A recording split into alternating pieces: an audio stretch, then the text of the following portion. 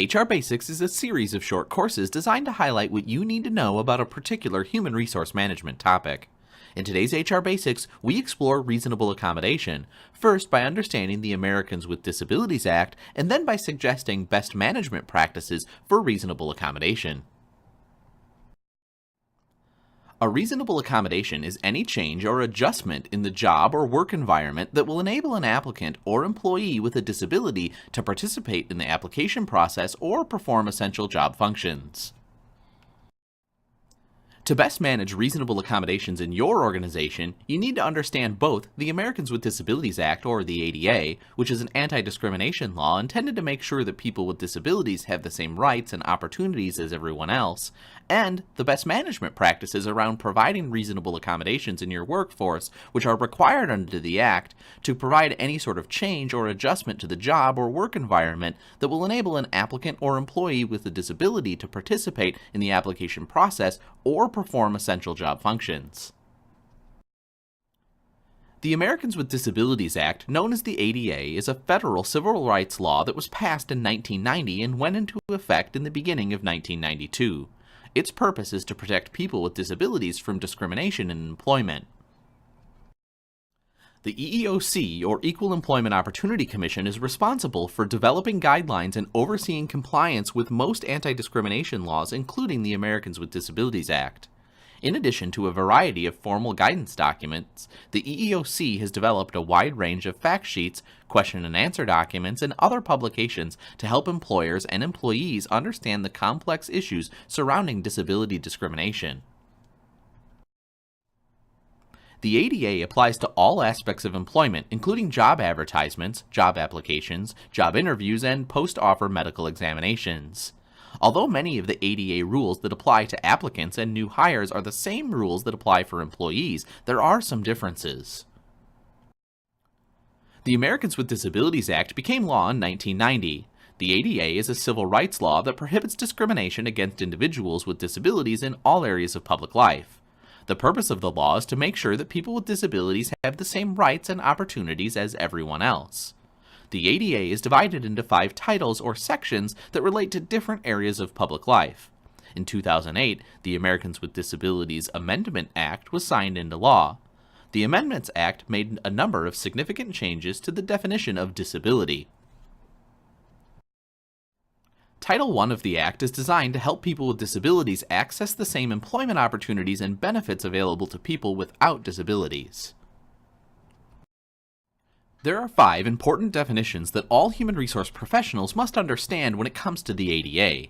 They include covered entities, qualified individuals, employee, disability, and essential functions. Let's take a look at each. Only covered entities or covered employers must comply with Title I of the ADA. The term covered entities includes employers with 15 or more employees, employment agencies, labor organizations, and joint labor management committees. Title I protects qualified employees with disabilities. The term qualified means that individuals satisfy job-related requirements of the position sought or held and can perform the essential functions of the position with or without reasonable accommodation. The term employee means an individual employed by an employer. The question of whether the employer or employee relationship exists is situational and depends on whether the employer controls the means and manner of the worker's work performance. Not everyone with a medical condition is protected by the law. In order to be protected, a person must be qualified for the job and have a disability as defined by the law. The term disability means 3 things: a person who has a physical or mental impairment that substantially limits one or more major life activities, a person with a record of a physical or mental impairment that substantially limits one or more major life activities, and a person who is regarded as having a physical or mental impairment that substantially limits one or more major life activities. The term essential function or essential job functions means the fundamental job duties of the employment position that the individual with a disability holds or desires. The term essential functions does not include marginal functions of the position. Now let's move into our discussion on reasonable accommodation. which is a modification or adjustment to the job, work environment, or in the way things usually are done that enables a qualified individual with a disability to enjoy an equal employment opportunity. An equal employment opportunity means an opportunity to attain the same level of performance or enjoy equal benefits and privileges of employment as are available to an average similarly situated employee without a disability. The ADA requires reasonable accommodation in three aspects of employment. First, to ensure equal employment opportunity in the application process. Second, to enable a qualified individual with a disability to perform the essential functions of the job. And third, to enable an employee with a disability to enjoy equal benefits and privileges of employment. There are many examples of what a reasonable accommodation could be, but some common ones include making existing facilities accessible, job restructuring, part-time or modified work schedules, acquiring or modifying equipment, changing tests, training, or policies, providing interpreters, and reassignment to vacant positions. According to the EEOC, an individual may use plain English and need not mention the ADA or use the phrase reasonable accommodation when requesting an accommodation. Therefore, any time an employee indicates that he or she is having a problem and the problem is related to a medical condition, the employer should consider whether the employee is making a request for accommodation under the ADA. Initially, the person receiving an accommodation request should respond, even if the response is merely to explain the company accommodation process and refer the employee on to the appropriate person to handle the request. Employers may want to designate a person to handle accommodation requests and then train all supervisors, managers, foremen, crew leaders, HR representatives, and others in positions that involve supervision of employees to consult with that designated person if they receive an accommodation request. According to the EEOC, the employer and the individual with a disability should engage in an informal process to clarify what the individual needs and identify the appropriate reasonable accommodation. The employer may ask the individual relevant questions that enable it to make an informed decision about the request. This includes asking what type of reasonable accommodation is needed.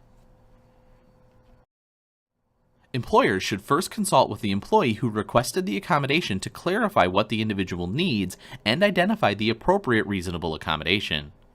Often, the employee will be the best resource for information about accommodation needs.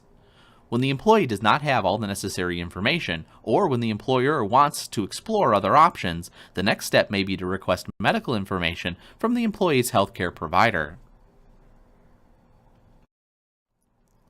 The purpose of this interactive process is to determine what, if any, accommodation should be provided to the employee. During the interactive process, the employer may ask a worker relevant questions that will enable it to make an informed decision about the request. This includes asking for information about the desired accommodation, the nature of the problem prompting the request, and how the employee believes a disability has occasioned the need for an accommodation. Although the individual with a disability is not required to identify the exact accommodation necessary, they need to describe the work-related problem that they're having and why he or she believes it's related to a disability. The Job Accommodation Network, or JAN, is a free service of the U.S. Department of Labor's Office of Disability Employment Policy. JAN provides free consulting services for employers seeking accommodation ideas. JAN also maintains an extensive website with accommodation idea publications and a searchable online accommodation resource known as SOAR, which allows employers to identify and search for accommodation solutions. The ultimate decision about reasonable accommodations provided is up to the employer and the employer alone.